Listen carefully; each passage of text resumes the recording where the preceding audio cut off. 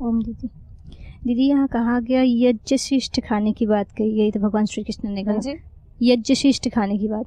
लेकिन दीदी जिसके पास कुछ है ही नहीं, जो बिल्कुल गरीब है, तो वो कैसे मतलब यज्ञशिष्ट, जिनके पास यज्ञ करने के लिए कुछ हो ही नहीं। जिसके पास खाने के लिए है थोड़ा, तो वो थोड़ा तो लगा सकता है ना, देवता को भोग लगा सकता है ना।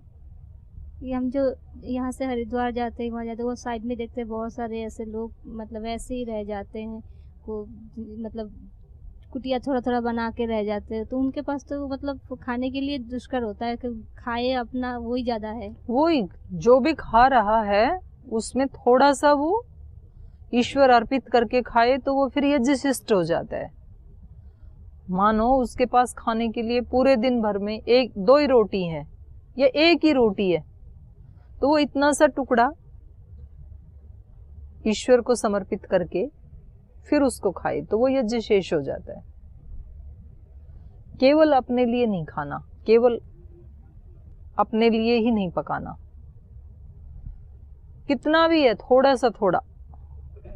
यदि 10 रुपए की भी आमदनी है तो 1 रुपए फिर यज्ञ के लिए खर्च करे, नो को खाई।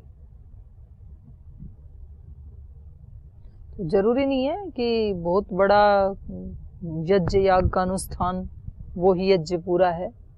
जितना भी अपने पास है, यज्ञ तो एक भावना है ना।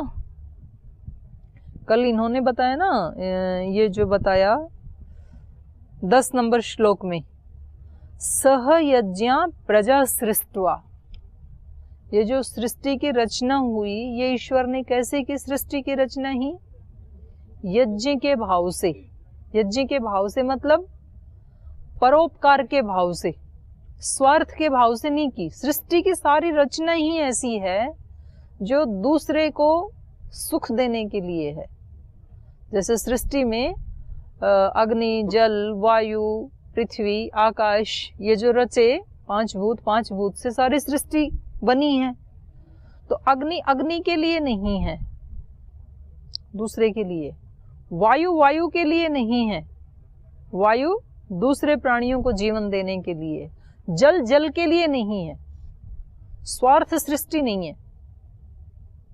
पृथ्वी पृथ्वी के लिए नहीं है, पृथ्वी पे रहने वाले जितने भी प्राणी हैं उन सब के लिए है। तो ये सारी सृष्टि ही ईश्वर ने कैसे रची? यज्ञ के भाव से। यज्ञ के भाव से मतलब यज्ञ में भाव क्या होता है? इदन्न मम, ये भाव है यज्ञ का कि ये मेरे लिए नहीं है। मेरा शरीर भी जो है वो मेरे लिए नहीं है। मेरे लिए मतलब शरीर के लिए। शरीर शरीर के लिए नहीं है, शरीर भी किसके लिए है? आत्मा के लिए। तो ये भावना रहनी चाहिए हमारी। हमारे पास जो भी है, माने एटलीस्ट शरीर तो सबको मिला ही है ना, और शरीर है तो शरीर को चलाने की जो यात्रा है, थोड़ा खा के शरीर चलता है ना, तो उतना भी सबके पास है। हो सकता है कि कोई उसमें 56 भोग लगा के जीवन की यात्रा चलाते हैं, तो कोई अपने सूखी रोटी सब्जी खा के जीवन यात्रा चलाते हैं। पर चलेगी तो तभी जब थोड़ा उसमें डालेंगे, तो उतना तो कम से कम सभी के पास है। तो उसके प्रति भाव क्या होना चाहिए? यज्ञ का भाव होना चाहिए कि ये मेरे लिए नहीं है। जब सारी सृष्टि मेरे को दे रही है, जब ये सारी सृष्टि मेरे लिए है, तो मेरा अस्तित्व भी किसके लिए है? सारी सृष्टि के लिए है। ये सारी सृष्टि ईश्वर ने मेरे लिए बनाई, तो मेरा अस्तित्व भी फिर सारी सृष्टि के लिए है, मेरे लिए नहीं है केवल मेरा जीवन।